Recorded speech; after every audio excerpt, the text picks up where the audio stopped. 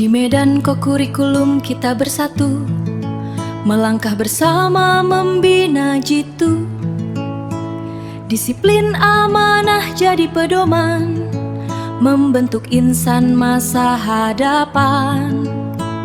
Ayuh bersatu membina jitu, demi masa hadapan gemilang. Kurikulum bukan sekadar aktiviti di luar bilik darjah. Ia merupakan medan sebenar pembentukan sahsiah, kepimpinan dan jati diri murid. Melalui kurikulum, murid belajar memimpin, bekerjasama, mengurus emosi dan menghadapi cabaran kehidupan sebenar. Inilah asas kepada kemenjadian murid yang holistik. 3. Bismillahirrahmanirrahim. Assalamualaikum warahmatullahi wabarakatuh dan salam sejahtera. Saya Siti Nursalamati Kusnan merupakan seorang guru di SMK Sultan Abdul Jalil, Kluang Johor. Sepanjang perkhidmatan, saya terlibat secara aktif dalam pengurusan, pelaksanaan dan kepimpinan kurikulum di peringkat sekolah, daerah, negeri, kebangsaan serta antarabangsa. Fokus utama penglibatan saya adalah dalam pasukan, badan beruniform dan juga kelab persatuan. Ia juga telah disokong oleh aktiviti sukan dan pembangunan murid secara menyeluruh. Saya percaya setiap murid mempunyai potensi tersendiri yang perlu dicungkil melalui bimbingan, peluang dan kepercayaan. Kurikulum dijadikan wahana utama untuk membentuk murid yang berdisiplin, berkeyakinan, berkepimpinan dan berdaya saing.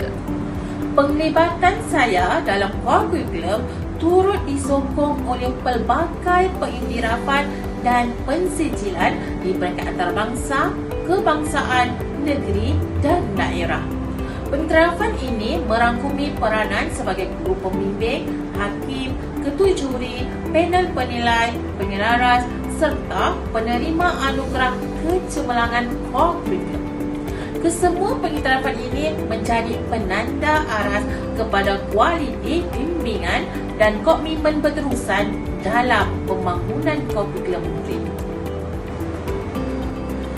Sebagai pelengkap kepada kurikulum utama, penglibatan murid turut disokong melalui aktiviti seperti Q Media TVSS, olahraga, tarian, musik ghazal dan juga lompat tali berirama. Ia bagi memastikan pembangunan fizikal, emosi dan sosial murid yang seimbang.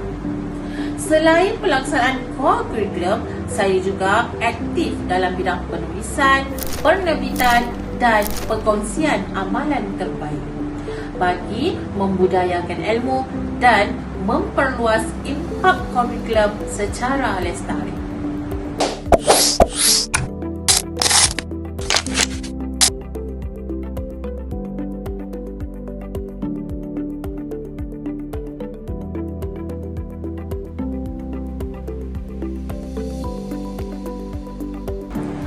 Bagi saya, kejayaan kurikulum bukan pada jumlah piala atau sijil semata-mata, tetapi pada murid yang berubah dan berkembang sebagai insan yang seimbang.